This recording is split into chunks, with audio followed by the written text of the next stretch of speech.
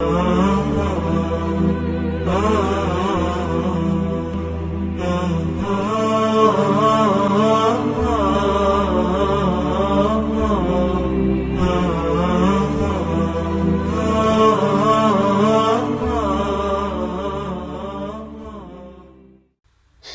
आंखों में उबल कर एक समंदर आ गया, मेरी आंखों में उबल कर एक समंदर आ गया, लौट कर इस साल फिर 6 दिसंबर आ गया।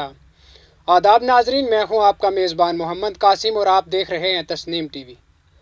आज बात करेंगे बाबरी मस्जिद के बारे में, क्योंकि आज का दिन हमारे लिए बहुत ही गमगीन दिन है। 6 दिसंबर सन 1992 को उत्तर प्रदेश के अयोध्या में तारीखी बाबरी मस्जिद कुछ शरपसंदों ने मुनहदम कर दिया था, जिसकी आज 28वीं बरसी है और मुल्क के तमाम इलाकों में सिक्योरिटी के सख्त इंतजामात किए गए हैं ताकि किसी भी किस्म के नागहानी हालात से निपटा जा सके। बाबरी मस्जिद मुनहदम करने के बाद हुकूमत ने बॉम्बे हाई कोर्ट के जस्टिस BN कृष्णा के सरबराही में एक कमेटी तश्कील दी थी और श्री कृष्णा कमीशन ने LK आडवाणी की रथ यात्रा को मस्जिद इन्हदाम के लिए जिम्मेदार ठहराया। ताहम किसी भी कसूरवार को अभी तक सजा नहीं मिली। मुल्क की सबसे बड़ी रियासत उत्तर प्रदेश के शहर अयोध्या में 28 साल कबल 6 दिसंबर यानी 1992 को तारीखी बाबरी मस्जिद को शरपसंदों ने मुनहदम कर दिया था और सुप्रीम कोर्ट ने 9 नवंबर 2019 को अयोध्या में 1949 में मस्जिद में मूर्तियां रखे जाने और मस्जिद के इन्हदाम को गैर कानूनी फाल करार देते हुए अपना फैसला सुनाया था, लेकिन हतमी फैसले पर राम मंदिर की तामीर का हुक्म दिया। वाज़ह रहे कि मुंबई फसादात की तहकीकात करने वाले बॉम्बे हाई कोर्ट के justice BN Shri Krishna commission ने भी मस्जिद में 1949 में मूर्तियां रखना और 1992 में मस्जिद के इन्हदाम को गैर कानूनी करार देते हुए BJP रहनुमा LK आडवाणी की रथ यात्रा को भी मस्जिद के इन्हदाम के लिए जिम्मेदार करार दिया था। दरअसल 1992 में मस्जिद मुनहदम होने के बाद मुल्क भर में तशद्दुद बर्पा हो गया था। मुल्क के तजारती मरकज़ अरूस अल बिलाद मुंबई में बड़े पैमाने पर फसाद फूट पड़ा था। शहर में दिसंबर 1992 और जनवरी 1993 में हुए 2 दौर के फसादात की तहकीकात के लिए हुकूमत ने बॉम्बे हाई कोर्ट के सिटिंग जज जस्टिस BN श्री कृष्णा की सरबराही में कमीशन तश्कील दिया, जिन्होंने 5 साल बाद एक मुनसिफाना रिपोर्ट पेश की थी। कमीशन की सिफारिशात के बावजूद कसूरवारों के खिलाफ कोई कार्रवाई नहीं की गई थी। जस्टिस श्री कृष्णा ने अपनी रिपोर्ट में बाबरी मस्जिद के इन्हदाम और राम जन्मभूमि के लिए शुरू की जाने वाली तहरीक को ही बुनियादी करार दिया था। उन्होंने 1949 में सुप्रीम कोर्ट के जरिए बाबरी मस्जिद में मूर्तियां रखने और मस्जिद के इन्हदाम को गैर कानूनी करार देने को तारीखी फैसला बताया था।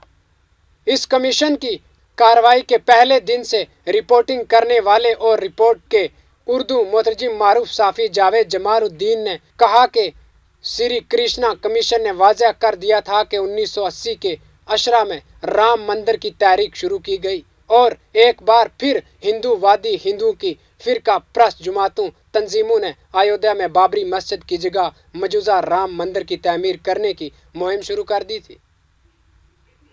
इन तंजीमों का दावा था कि ये भगवान श्री राम की जाए पैदाइश है। दूसरी जानिब ज़ाहिरी से बात थी कि मुसलमान 1 इंच ज़मीन देना नहीं चाहते थे।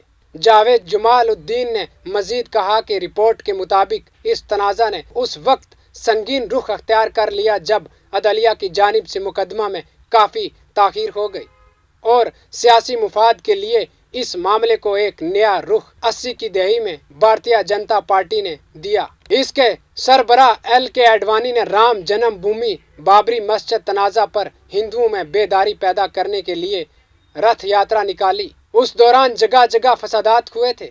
आखिर इन्हें बिहार में गिरफ्तार किया गया था, लेकिन तब तक राम मंदिर की मुहिम तेज हो चुकी थी। جاوید جمال الدین نے یہ بھی کہا کہ جسٹس سری کرشنا نے رپورٹ میں تاریخی حوالے پیش کرتے ہوئے کہا کہ ملک سے برطانوی سامراج کو باہر نکالنے کے لیے ہندوؤں اور مسلمانوں نے متحد ہو کر آپسی ملنساری کے ساتھ جدوجہد کی تھی۔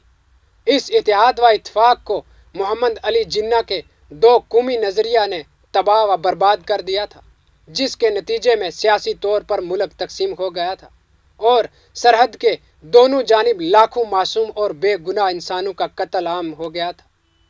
ان کا قصور صرف یہ تھا کہ وہ دیگر فرقے کی اکثریت اور اثر و رسوخ رکھنے والے علاقوں میں رہائش پذیر تھے۔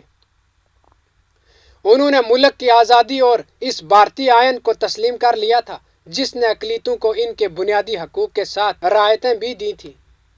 ایک واقعہ کے ساتھ اقلیتی فرقہ کو دیے جانے والے خصوصی اختیارات نے ان کی نفسیات پر گہرا اثر کرنا شروع کیا۔ ہندوؤں میں یہ خوف پایا جانے لگا کہ جلد ہی وہ اقلیت میں تبدیل ہو جائیں گے۔ اس سوچ نے صورتحال کو کافی بگاڑ دیا۔ اس کا سیاسی فائدہ مفاد پرستوں نے اٹھایا اور ہندوؤں کے ایک طبقے نے متحد مساجد کو آزاد کرانے کے لیے مہم شروع کر دی، جس کے بارے میں ان کا خیال تھا کہ مسلم دور حکومت میں انہیں مندر سے ہی مسجد میں تبدیل کر دیا گیا تھا۔ اس سے سیاسی فائدہ اٹھانے کی کوشش کی جانے لگی تھی اور سن 1949 سے پھر ایک بار ہندو وادی ہندوؤں کی فرقہ پرست جماعتوں تنظیموں نے ایودھیا میں بابری مسجد کی جگہ مجوزہ رام مندر کی تعمیر کرنے کی مہم شروع کر دی۔ ان کا دعویٰ تھا کہ یہ بھگوان شری رام کی جائے پیدائش ہے۔ جاوید جمال الدین نے مزید کہا کہ کمیشن نے اس بات کا اظہار کیا تھا کہ ان تحریکوں کی وجہ سے ملک کے مسلمان میں عدم تحفظ کا احساس پیدا ہونے لگا تھا، جبکہ تحریک کے رہنما اشتعال انگیز سے باز نہیں آ رہے تھے اور انہی چیزوں کی وجہ سے دونوں فرقوں کے درمیان خلیج بڑھتی گئی، جس کا ملک کی ہم آہنگی اور بھائی چارے پر کافی برا اثر ہوا اور اب ان زخموں کو بھرنے کے لیے ایک عرصہ درکار ہو گیا ہے۔ معروف صحافی کا کہنا ہے کہ 6 دسمبر 1992 کے بعد میرے جیسے ہزاروں افراد عدم تحفظ کا شکار ہو گئے تھے، لیکن رپورٹ منظر عام آنے پر اس ملک کے آئین، سیکولرزم اور جمہوریت پر اعتماد اور بھروسہ ٹوٹ گیا تھا۔ لیکن افسوسناک حقیقت یہ ہے کہ سری کرشنا کمیشن نے اپنی رپورٹ میں جو سفارشات پیش کی ہیں، ان میں سے صرف محکمہ پولیس کو بہتر کرنے اور جدید اسلحہ اور ٹیکنالوجی سے لیس کرنے کو کیا گیا ہے، جبکہ قصورواروں کے خلاف کارروائی نہیں کی گئی اور سینکڑوں متاثرین انصاف سے محروم ہیں جو فسادیوں کے ساتھ ساتھ پولیس کے ظلم و ستم کا شکار بنے تھے۔ ایسے افراد کی طویل فہرست ہے اور یہ لوگ انصاف کے منتظر ہیں۔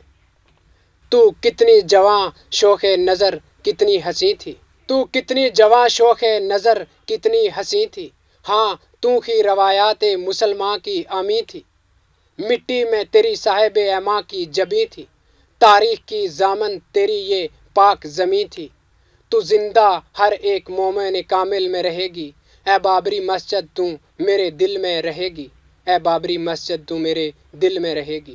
دیکھتے رہیے تسنیم ٹی وی اپنے میزبان محمد قاسم کے ساتھ۔